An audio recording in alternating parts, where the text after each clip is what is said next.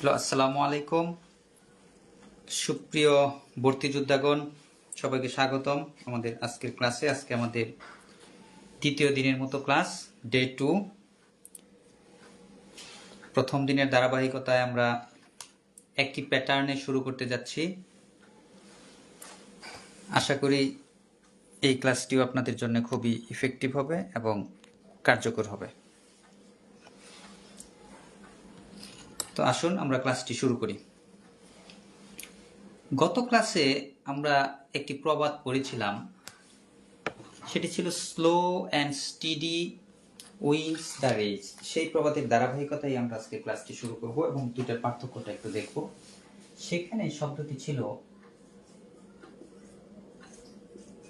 অর্থাৎ ভার্বের সাথে একটা এস যুক্ত ছিল। আমরা ব্যাখ্যা দিয়েছিলাম যে তখন স্লো এবং স্টিডিকে একত্রে একক সত্তা হিসেবে চিন্তা করা হয়েছে, সেজন্য সেটা সাবজেক্টটা ছিল থার্ড পারসন সিঙ্গুলার নাম্বার হিসেবে বিবেচিত হয়েছিল। কিন্তু এই বাক্যে এন্ড দ্বারা দুটি সাবজেক্ট যুক্ত করা হয়েছে এবং আলাদা হিসেবে চিহ্নিত করা হয়েছে এবং সাবজেক্ট প্লুরাল হয়, এর সাথে কোনো এস বা ইয়েস যুক্ত হয়নি।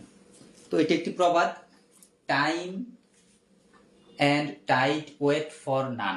এর অর্থ হচ্ছে সময় এবং স্রোত কারো জন্যই অপেক্ষা করে না। এটা আমাদের জীবনের জন্য প্রযোজ্য। আপনারা যারা অ্যাডমিশন দিবেন বা পড়াশোনা করছেন, আস্তে আস্তে একদিন করে চলে যাবে। যেমন গতকালকের দিন চলে যাওয়াতে আজকে আমরা দ্বিতীয় দিনে। আর প্রতিদিন অল্প অল্প করে পড়ার একটা সুবিধা হচ্ছে একসাথে চাপ কম পড়ে। এটা একটা বিশেষ সুবিধা অল্প পড়ার। তো এই প্রবাদটা খুবই গুরুত্বপূর্ণ আপনাদের এক্সামের জন্য। এটা শূন্যস্থান আকারে আসে, অনেক সময় এই টাইপ শব্দটা থাকে না। আবার বাংলা অর্থ হিসেবে আসে যে সময় এবং স্রোত কারো জন্য অপেক্ষা করে না।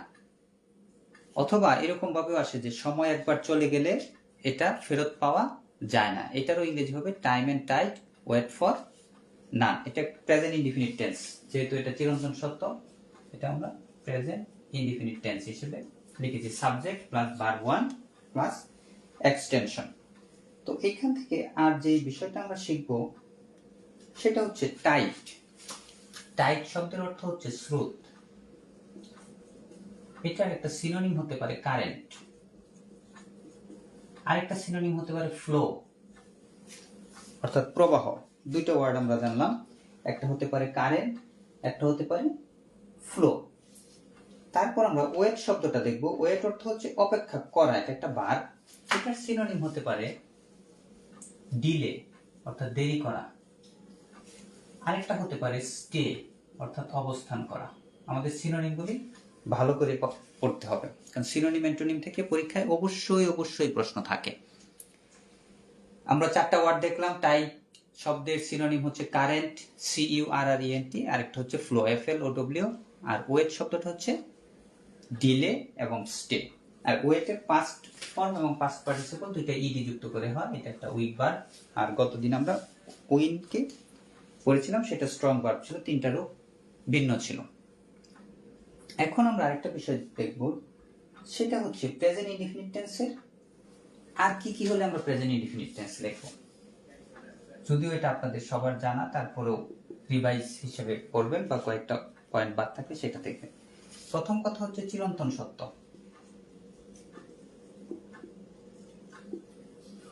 বা এই যে প্রবাদ আমরা পড়লাম,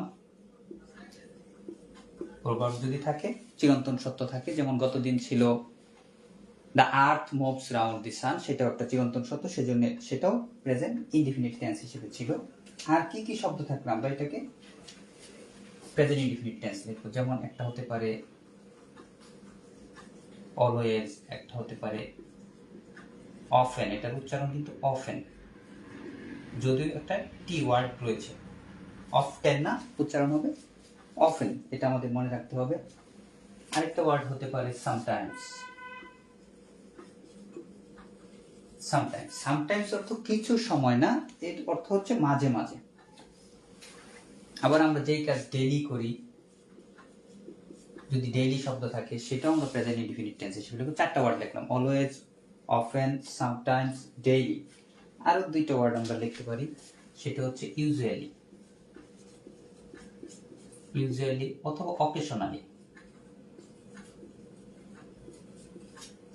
অকেশনালি, অর্থাৎ যদি কোনো কাজ অকেশনালি হয় সেটাও আমরা এই হিসেবে লিখব, প্রেজেন্ট ইনডিফিনিট টেন্সে বাক্য করব এবং স্ট্রাকচারটা খুবই সহজ থাকবে। সেটা হচ্ছে subject plus verb one plus extension থাকবে।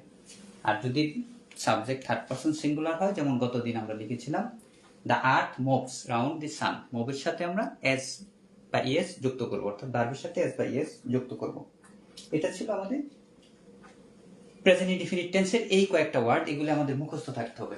কয়টা ওয়ার্ড বললাম সাথে সাথে একবার বলতে পারেন। Always, often, sometimes, daily, usually, occasionally, normally থাকতে পারে, আর হচ্ছে চিরন্তন সত্য যদি থাকে সেটাও আমরা প্রেজেন্ট ইনডিফিনিট টেন্সে লিখব। এখন আমরা একটা বিষয় জানবো, সেটা হচ্ছে কখন আমরা পাস্ট ইনডিফিনিট টেন্স লিখবো, সেটা আমরা একটু শুরু করব।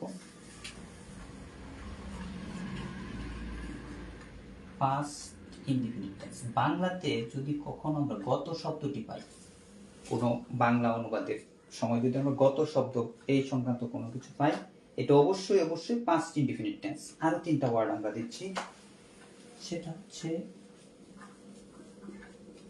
yesterday যদি থাকে, লাস্ট শব্দটা যদি থাকে, এগো শব্দটা যদি থাকে, সাধারণত এই কয়েকটা ওয়ার্ড থাকলে আমরা অবশ্যই পাস্ট ইনডিফিনিট টেন্সে বাক্য লিখব। এটার আরো ব্যাখ্যা আমরা দিব। আজকে শুধু এই তিনটা ওয়ার্ড, চারটা ওয়ার্ড আমরা মনে রাখবো। পাস্ট ইনডিফিনিট টেন্স হচ্ছে গত শব্দটি থাকবে yesterday, একটা হচ্ছে লাস্ট, আর একটা হচ্ছে এগো। এখন আমরা অত্যন্ত গুরুত্বপূর্ণ একটা লাইন দেখব, সেটা হচ্ছে আমরা ইন্টারমিডিয়েট লেভেলে যখন পড়ি, সাধারণত গ্রামার পড়ি, শব্দার্থ পড়ি বা রিটেন পার্ট পড়ি, যেমন প্যারাগ্রাফ, অ্যাপ্লিকেশন ইত্যাদি লিখি। কিন্তু আমাদের অ্যাডমিশন টেস্টে অত্যন্ত গুরুত্বপূর্ণ একটা বিষয় হচ্ছে সাহিত্য। এই বিষয়টা হঠাৎ করে আমরা পরীক্ষায় পাস করার পরে টের পাই যে এই বিষয় থেকে আমাদের অ্যাডমিশনে প্রশ্ন আসে, কিন্তু আমরা এই বিষয়ে কিছুই জানি না। সেজন্য আমরা চেষ্টা করব অল্প অল্প করে সাহিত্যের বিষয়টা একটু দেখে ফেলতে। বিশেষ করে কোটেশন আসে, যেমন আমরা আজকে একটা কোটেশন দেখব। এই শব্দটা হচ্ছে এলোন, একাকী। এলোনটা দুইবার, এলোন এলোন, আরেকটা কমা, এলোন এলোন, তারপর হচ্ছে অল অল এলোন। এই বাক্যগুলো আমাদের মুখস্থ করে ফেলতে হবে। Alone alone, all all alone.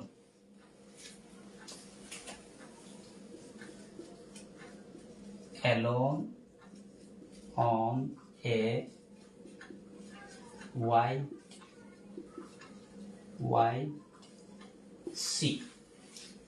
বাকি মিনিংটা একটু বলে দেই, তাহলে মুখস্থ করতে সহজ হবে। এলোন অর্থ একাকী, এলোন এলোন, একা একা।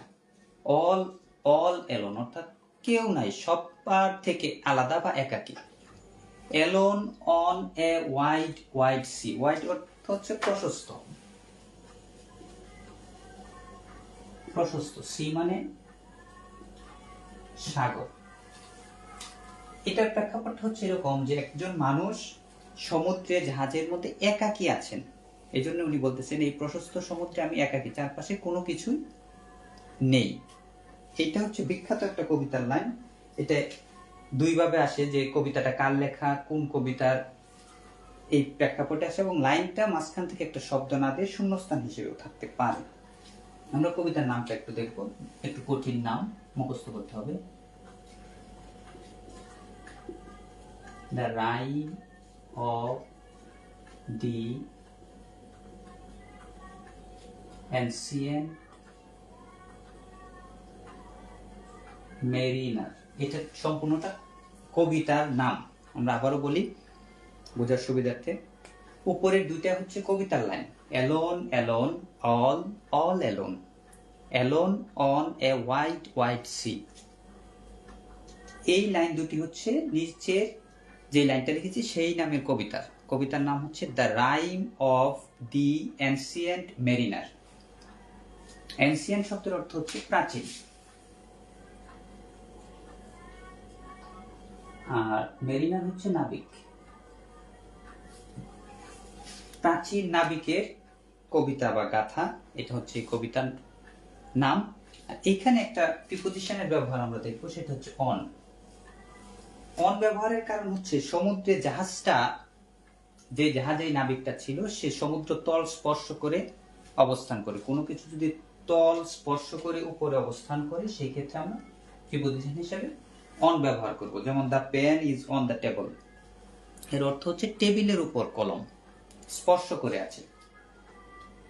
তো আজকে আমরা এই পর্যন্তই পড়লাম। একটা প্রবাদ পড়েছি, আর প্রেজেন্ট ইনডিফিনিট টেন্স এবং পাস্ট ইনডিফিনিট টেন্সের কি কি শব্দ থাকবে সেটা পড়লাম, আর এই কবিতার লাইনটুকু পড়লাম। আপনাদের কাজ হচ্ছে এই অল্পটুকুই, প্রবাদটা শিখবেন, মুখস্থ করবেন, কবিতার লাইন দুটি মুখস্থ করবেন, কবিতার নাম মুখস্থ করবেন, খাতায় নোট করবেন। আশা করি নোটের একটা ছবি আমাদের কমেন্টে দিবেন অথবা হোয়াটসঅ্যাপে দিবেন। আর অবশ্যই মুখস্থ করে ফেলতে হবে। আগামীকালকে আমরা আবার নতুন টপিক পড়ব। সবকিছু মিলে আস্তে আস্তে আমাদের পড়াটা দিনে দিনে আমরা বাড়াবো। একবারে যদি আমরা অনেকটুকু করে ফেলি তখন পড়ার আগ্রহটা হঠাৎ করে কমে যায়। এই জন্য আমরা প্রতিদিন অল্প অল্প করে পড়বো, কিন্তু রেগুলার পড়বো এবং ক্লিয়ার করে পড়বো। তো পড়তে থাকুন সবাই, আর বন্ধুদেরকে ক্লাসে আমন্ত্রণ জানান। আরেকটা ব্যাপার হচ্ছে লাইভ ক্লাস এমনিতেই অফলাইন ক্লাসের চাইতে কম কার্যকর। তারপর যদি আমরা এটা পরবর্তীতে দেখার জন্য রেখে দেই তখন এটার কার্যকারিতা আরো কমে যায়। চেষ্টা করবেন অন্যান্য কাজকর্ম থাকলেও লাইভটা লাইভে শেষ করতে, তাহলে সবচেয়ে বেশি ইফেক্টিভ হবে। তো এই পর্যন্তই, সবাইকে ধন্যবাদ। খুদা হাফেজ।